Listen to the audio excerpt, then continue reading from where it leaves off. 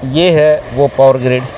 तो ये जो ज़मीन है, कहते हैं भाई 30-40 एकड़ ज़मीन ले रखी है और ये 2 करोड़ 2.5 करोड़ रुपए के रेट में ले रखी है। क्या यहाँ पे इतना रेट है? किसानों को कैसे लूटा जा रहा है? अब जो ये चीज़ चल रही है, जब यहाँ के किसानों को इससे विरोध है तो इसको हटाने में क्या दिक्कत है? सरकार ज़बरदस्ती क्यों थोप रही है फैसले? खाली दिल्ली में नहीं, हरियाणा में भी इसका विरोध जारी हो चुका है, दिल्ली में भी।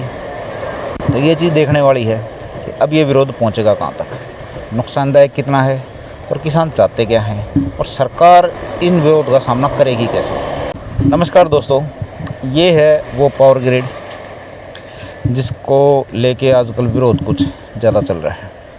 इसके नुकसान फ़ायदे वो बाद की बात है, लेकिन फ़िलहाल देखिए ये मेन रोड है, इधर कुतुबगढ़ जाता है और इधर ही औचंदी बॉर्डर, ठीक है, थोड़ा पास में हरियाणा पड़ता है। तो ये जो ज़मीन है, कहते हैं भाई 30-40 एकड़ ज़मीन ले रखी है और ये 2 करोड़ 2.5 करोड़ रुपए के रेट में ले रखी है। क्या यहाँ पे इतना रेट है? किसानों को कैसे लूटा जा रहा है? अब जो ये चीज़ चल रही है, जब यहाँ के किसानों को इससे विरोध है तो इसको हटाने में क्या दिक्कत है? सरकार ज़बरदस्ती क्यों थोप रही है फैसले? खाली हरियाणा में नहीं, खाली दिल्ली में नहीं, हरियाणा में भी इसका विरोध जारी हो चुका है, दिल्ली में भी। तो ये चीज़ देखने वाली है कि अब ये विरोध पहुंचेगा कहाँ तक, नुकसानदायक कितना है और किसान चाहते क्या हैं और सरकार इन विरोध का सामना करेगी कैसे। बगैर किसी अनुमति से, ठीक है, किसानों की जो ज़मीन है उसमें इनके पिलर थोप दिए जाते हैं और जब किसान उसमें जाता है इस चीज़ का विरोध करने के लिए कि ना तो हमको जानकारी, ना कोई नोटिस, ना कोई मुआवजा, तो उस पर सीधा का सीधा, ठीक है, कानूनी हिसाब किताब से उस पर केस दर्ज होता है। तो कानून के हिसाब से भी डराया जा रहा है उनको, पुलिस के हिसाब से भी। और ये प्राइवेट कंपनियों के काम है सारे के सारे, इसमें सबकी मिलीभगत है, सरकार की और कंपनियों की, साफ तौर पे दिख रहा है। प्राइवेट कंपनी के फेवर में सरकारें क्यों आ रही है, ये देखने वाली बात है। हर एक लूट का किसान ही शिकार क्यों होता है, ये भी देखने वाली बात है। और दिल्ली देहात, खासकर दिल्ली देहात और हरियाणा इस प्रोजेक्ट के खिलाफ कब तक लड़ सकेगा? ये 3-4 चीज़ें हैं जिनका हम गांव में आज कुछ सर्वे करेंगे। आप थोड़ा आगे जाके दिखा दो कि भाई ये पावर ग्रिड है और नुकसान ये है, असली तस्वीरें ये हैं इसकी, काम किस स्तर पे चल रहा है। कभी जनता की भलाई की बात आ जाए तो उस पर कोई भी प्रोजेक्ट इतनी अच्छी तरह से नहीं चलता, लेकिन ये बहुत युद्ध स्तर पे कार्रवाई चालू होगी। ठीक है, पूछते हैं नंबरदार जी से। नंबरदार जी, पुराना तक इकट्ठा ना हो जाए और ये संगठित रूप से अपनी बात ना कहे। ये प्राइवेट कंपनियां जो करती हैं, जैसे कि सिक्योरिटी वाले बैठे हैं, ठीक है, और भी बहुत कुछ हैं, जैसे ट्रैक्टर वाला आ रहा है, ठीक है, ट्रक वाला आ रहा है, तो ज़मीन खरीदने में भी लोकल डीलरों का ही साथ लिया।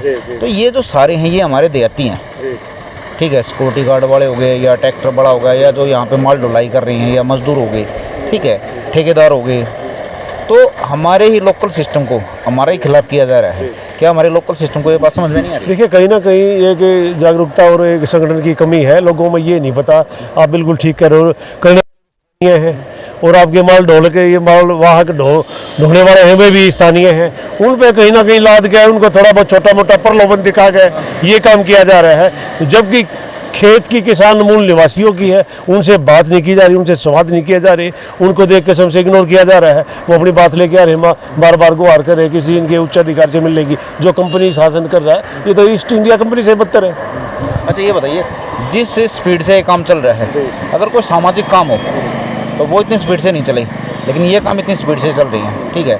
अच्छा, प्रशासन की और कंपनियों की साफ तौर पे इसमें मिलीभगत लग रही है, क्योंकि कुछ भी होते ही पुलिस तुरंत आगे खड़ी हो जाती है किसानों के खिलाफ। बिल्कुल, इस चीज़ को कैसे? बिल्कुल, आपका अंदेशा बिल्कुल साफ और स्पष्ट है कि कहीं ना कहीं इस तरह की प्रशासनिक मिलीभगत है और इस तरह की जो एक किस्म से कुव्यवस्था कायम की जा रही है कि भाई इस तरह का जो कहीं ना कहीं मिली भगत है कि भाई अगर किसान कोई काम कर रहे हैं तो पुलिस या कोई कंस्ट्रक्शन कर रहा है दिल्ली देहात में, एक नागरिक कर रहा है या दिल्ली देहात का वासी कर रहा है अपने खेत में या घर में, तो कहीं ना कहीं पुलिस और प्रशासन अड़चन के लिए आ जाते हैं। यहाँ पे सुचारू रूप से चलने दिया जा रहा है। आसपास के गाँव इसका विरोध कर रहे हैं जी। विरोध का मेन कारण उनको पता भी है या बस एवं ही विरोध कर? देखिए, आसपास के गाँव विरोध कर रहे हैं, विरोध होना भी चाहिए। उनको कारण ये पता है क्या कारण है कि उनकी जमीन ले ली, ना तो उनको नोटिस, ना उनको मुआवजा, ना उसको ये बताएगा भाई आपको क्या क्या लाभ दिए जाएंगे, किस तरह का है। आप ये देखो, बिल्कुल खेती की जमीन है, वो पास में फूल की खेती हो जाए, आप देखो फूल वहाँ होगा जहाँ की उर्वरक मिट्टी उपजाऊ होगी और उसको उजाड़ा जा रहा है। कहीं ना कहीं किसान का दिल्ली देहात का दर्द है,